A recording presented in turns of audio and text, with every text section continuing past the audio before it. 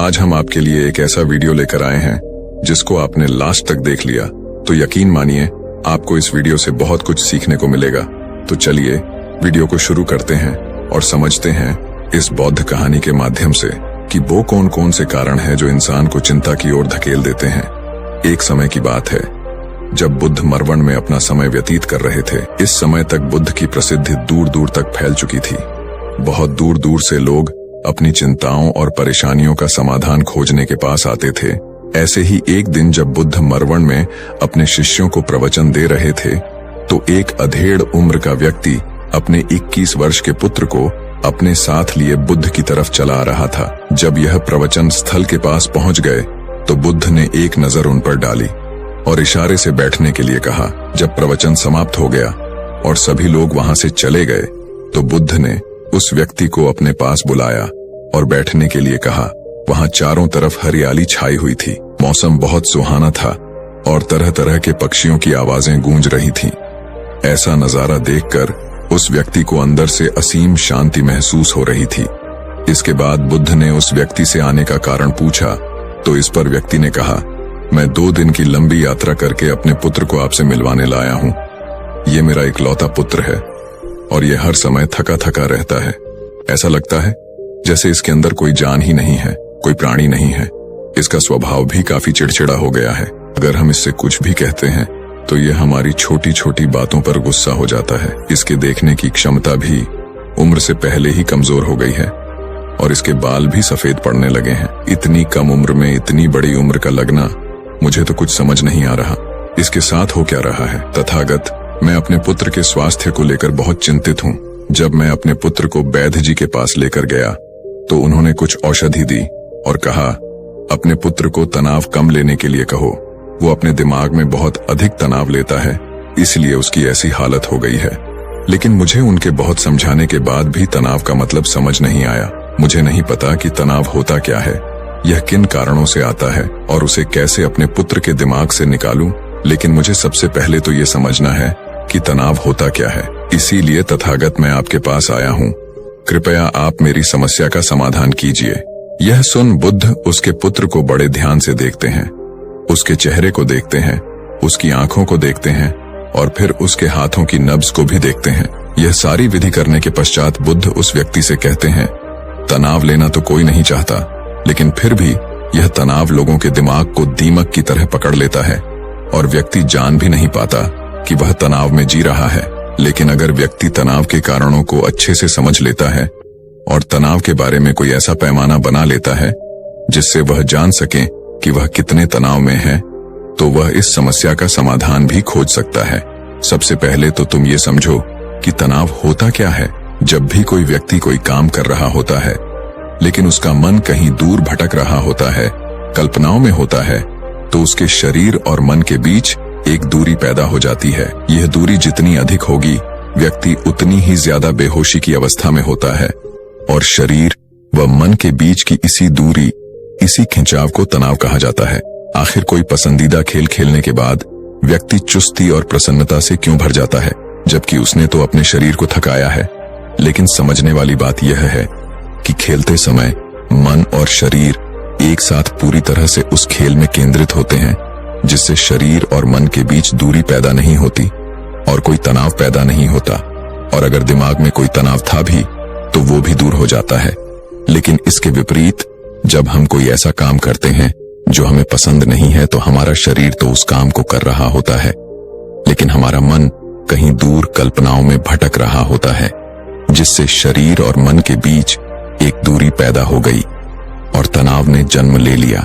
इसीलिए व्यक्ति को एक समय पर सिर्फ एक ही काम करना चाहिए और अपने तन और मन की सारी शक्ति उसी एक काम पर लगा देनी चाहिए, जिससे व्यक्ति के अंदर तनाव पैदा ही ना हो। इसके बाद बुद्ध ने कहा, तनाव पैदा होने के मुख्य 8 कारण होते हैं और जिसने इन कारणों को समझ लिया वो जीवन भर तनाव मुक्त रह सकता है। मुख्य कारणों में सबसे पहला कारण है अति महत्वाकांक्षी होना। महत्वाकांक्षी होना अच्छी बात है, लेकिन क्या कभी आपने इस बात पर ध्यान दिया है कि इंसान के लक्ष्य कभी पूरी ही नहीं होते। उसका एक लक्ष्य पूरा हुआ नहीं कि वह दूसरे की तरफ भागने लगता है, दूसरा पूरा हुआ तो तीसरे की तरफ, और इस तरीके से वो अपने लक्ष्यों को पाने के लिए जिंदगी भर गोल गोल घूमता रहता है। इसीलिए जो व्यक्ति अति महत्वाकांक्षी होता है, जिसने बड़े बड़े लक्ष्य बनाए होते हैं, वह वर्तमान में कभी रह नहीं पाता। उसका मन सदैव भविष्य की योजनाएं बनाने में ही व्यस्त रहता है। उसका शरीर तो वर्तमान में रहता है, जिससे मन और शरीर के बीच दूरी पैदा हो जाती है और वह तनाव भरी जिंदगी जीने लगता है। बुद्ध के मुंह से यह बात सुन उस लड़के ने कहा, बुद्ध, तो फिर इसका मतलब है कि हमें लक्ष्य नहीं बनानी चाहिए, क्योंकि लक्ष्य बनाना भी तो महत्वाकांक्षा ही है। इस पर बुद्ध ने कहा, जीवन में लक्ष्य बनाना कोई गलत बात नहीं है, लेकिन समस्या तब उत्पन्न होती है जब वो अपना पूरा ध्यान उस लक्ष्य से मिलने वाले परिणाम पर ही लगा देते हैं और उसके परिणाम की चिंता करते रहते हैं। व्यक्ति को वर्तमान में जीना आना चाहिए। आप लक्ष्य बनाइए और उस लक्ष्य की प्राप्ति के लिए कड़ी मेहनत करिए, लेकिन साथ ही साथ आपको इस बात का भी ज्ञान होना चाहिए कि आप अभी वर्तमान में जी रहे हैं और वर्तमान ही सत्य है। बुद्ध ने आगे कहा, तनाव का दूसरा सबसे बड़ा कारण है ईर्ष्या। जब व्यक्ति ईर्ष्या और जलन से भर जाता है तो उसका मन अंदर से सड़ने लगता है। ईर्ष्या एक आंतरिक घाव है। आंतरिक घाव यानी मन का घाव व्यक्ति के शरीर का घाव तो भर सकता है, लेकिन मन का घाव कभी नहीं भर सकता। इसीलिए व्यक्ति को दूसरे की खुशी और तरक्की से कभी ईर्ष्या नहीं करनी चाहिए, क्योंकि तनाव का कारण है। इसके बाद बुद्ध ने तनाव का अगला कारण बताते हुए कहा कि आरुषिपूर्ण काम करने से भी मन में तनाव पैदा होता है। जो काम करना हमें पसंद ही नहीं है, जिस काम में हमारी रुचि ही नहीं है, उस काम में हमारा मन लग ही नहीं पाएगा। हमारा शरीर तो वहीं बैठा रहेगा, लेकिन हमारा मन कल्पनाओं की उड़ान भरेगा, जिससे शरीर और मन के बीच दूरी पैदा हो जाती है और व्यक्ति तनावग्रस्त हो जाता है। इसीलिए इंसान को हमेशा अपनी रुचि के अनुसार ही कार्य करनी चाहिए। अगर व्यक्ति ने यह पता कर लिया कि उसे कौन सा काम करना पसंद है और वो उसी काम को अपने जीवन का लक्ष्य बना लेता है, तो फिर वो काम उसके लिए काम नहीं बल्कि खेल बन जाता है। फिर बुद्ध ने कहा, तनाव का चौथा कारण होता है किसी दूसरे से अच्छा रखना।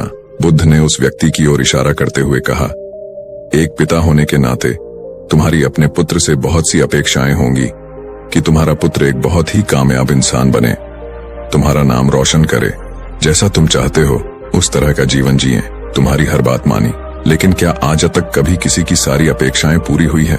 जब भी कोई व्यक्ति किसी दूसरे से कोई अपेक्षा रखने लगता है तो वो अनजाने में अपने लिए तनाव पैदा करने लगता है। जरा सोचो कि अगर तुम्हारा बेटा तुम्हारे अनुसार काम नहीं कर रहा और वो नहीं बन पा रहा जो तुम उसे बनाना चाहते हो, तो निश्चित रूप से तुम्हारे दिमाग को तनाव पकड़ लेगा। तुम तनाव से भरा जीवन जीना शुरू कर दोगे और इस तनाव के बस में आकर तुम ऐसा व्यवहार करोगे, ऐसी बातें करोगे कि तुम्हारा अपने पुत्र के साथ संबंध और भी खराब होता चला जाएगा। इसीलिए व्यक्ति को जितना हो सके उतनी कम अपेक्षाएं दूसरों से रखनी चाहिए, और अगर पूरी तरह से तनाव मुक्त रहना है तो दूसरों से अपेक्षा रखना ही बंद कर दो। इसके बाद बूथ ने कहा कि शारीरिक कष्ट भी इंसान के तनाव का एक कारण होता है। जब व्यक्ति किसी शारीरिक पीड़ा से गुजर रहा होता है तो उसका पूरा ध्यान बस अपने उस शारीरिक दर्द पर होता है और वो पूरे दिन बस उसी के बारे में सोचता रहता है, जिससे उसका मन दुख के विचारों से भर जाता है और ऐसी स्थिति में व्यक्ति तनावग्रस्त रहने लगता है। यह सुन उस व्यक्ति ने कहा कि हे बुद्ध, शारीरिक दुख तो किसी भी व्यक्ति को हो सकता है, तो फिर क्या हुआ? व्यक्ति जीवन भर तनाव में ही जिएगा। इसका जवाब देते हुए बुद्ध ने कहा कि इंसान को यह बात समझनी चाहिए कि हमारा जीवन दुखों का आधार है। जैसे जैसे हमारा जीवन आगे बढ़ता है, इसमें दुख आते हैं, बीमारियां आती हैं और फिर अंत में मृत्यु भी आती है। तो बीमारियां इंसान के जीवन का अभिन्न अंग है, कोई इनसे बच नहीं सकता। बस किसी किसी के जीवन में ये समय से पहले आ जाती है तो किसी के बाद में पड़ाती सबको है। जब इंसान का मन इस बात को अच्छे से समझ लेगा तो फिर वह अपनी बीमारी के बारे में सोच सोचकर ज्यादा तनाव नहीं लेगा, क्योंकि यह हमारे जीवन का अभिन्न हिस्सा है और इसके लिए व्यक्ति को शारीरिक रूप से भी अभ्यास करते रहना चाहिए। अपने जीवन में व्यायाम और स्वस्थ जीवन शैली को भी जगह देनी चाहिए ताकि उसका शरीर लंबे समय तक निरोगी रहकर सही से काम कर सके। तनाव का अगला कारण होता है अपनी योजनाओं को समझने के लिए समय न देना। कुछ लोगों के दिमाग में कोई विचार आया नहीं है कि वो बिना सोचे समझे उस पर काम करना शुरू कर देते हैं। और जब उस काम में उन्हें असफलता मिलती है तो वह तनाव से भर जाते हैं, क्योंकि उन्होंने उस काम को शुरू करने से पहले उसके बारे में पूरी जानकारी इकट्ठा नहीं की थी। इंसान को कोई भी काम शुरू करने से पहले उसके अच्छे और बुरे परिणामों के बारे में ठीक से सोच विचार कर लेना चाहिए। इंसान को इस बारे में भी सोच लेना चाहिए कि अगर ये योजना सफल नहीं हुई तो फिर इसके बाद मैं क्या करूंगा। इसीलिए व्यक्ति को अपनी योजनाओं को ठीक से समझने के लिए पूरा समय देना चाहिए, ताकि बाद में उस योजना की वजह से तनाव पैदा ना हो। तनाव का 7वां सबसे बड़ा कारण होता है टाल मटोल करना, आज के काम को कल पर टालना। आप लोगों ने ये कहावत तो सुनी होगी कि आलसी इंसान के शरीर का सबसे बड़ा शत्रु है। इंसान आलस्य की वजह से आज के काम को कल के लिए टाल देता है और फिर काम को टालना उसकी आदत बन जाती है। काम को कल पर टालने वाले व्यक्ति का काम कभी भी समय पर पूरा नहीं हो पाता, और अगर किसी तरह से पूरा हो भी जाता है तो वह उतना अच्छा नहीं हो पाता जितना अच्छा उसे किया जा सकता था, और फिर यह बात व्यक्ति के अंदर तनाव पैदा करती है। लेकिन काम को टालना या काम को एकदम अंत समय पर करना एक आदत है, इसीलिए व्यक्ति ना चाहते हुए भी बार बार अपनी इस आदत का शिकार बन जाता है और काम को टालता रहता है। और फिर जब काम की समय सीमा पास आ जाती है तो वह तनाव से भरकर काम को पूरा करने का प्रयास करता है। इसीलिए